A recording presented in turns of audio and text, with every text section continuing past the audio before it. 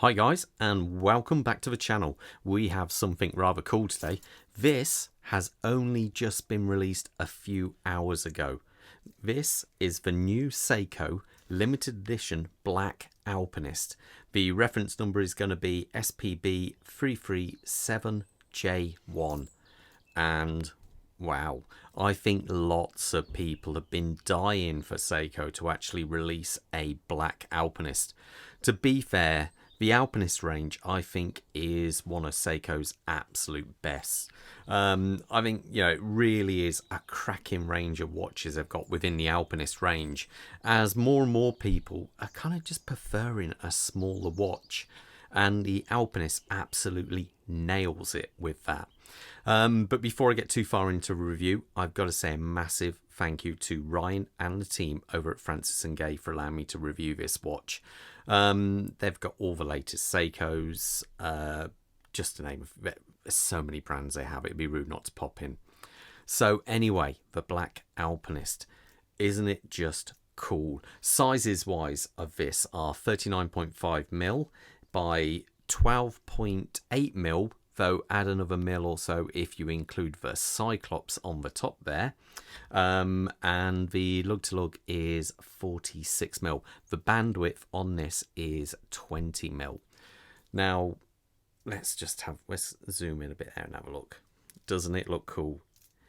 The Alpinist, they've always had, I think, a really cool kind of dial and overall layout to them. I own an Alpinist myself, but I own the baby Alpinist, the slightly smaller one without a compass, and I absolutely love this watch. It's superb.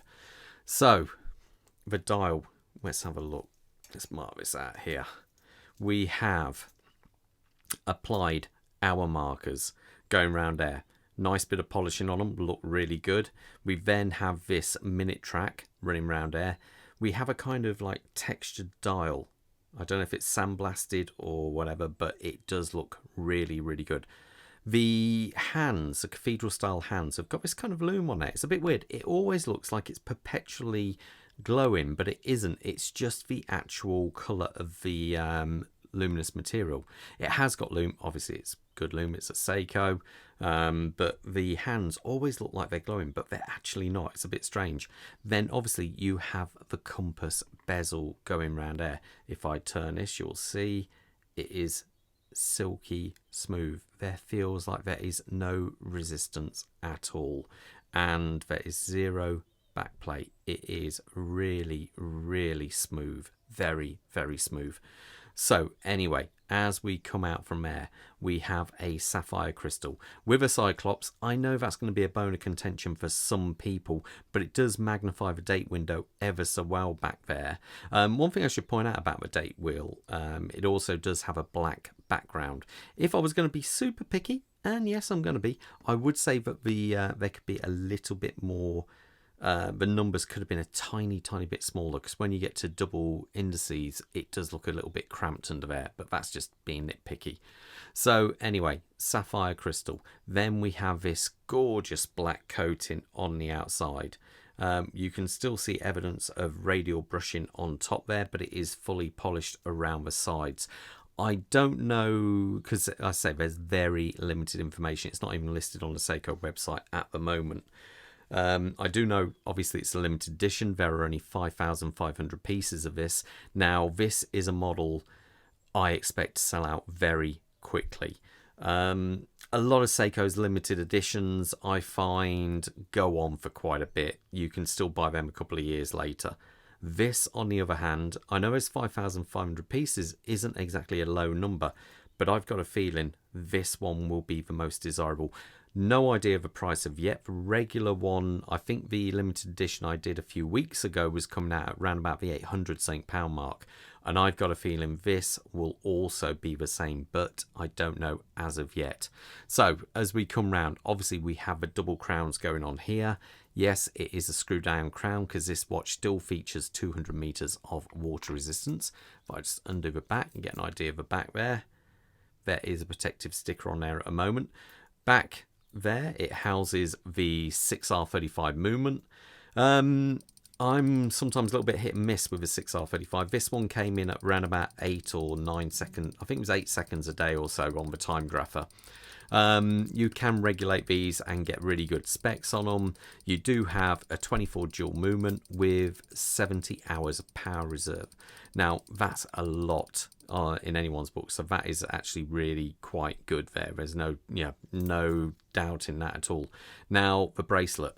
It is a oyster style. I believe it is pin and collar on this. It does feel...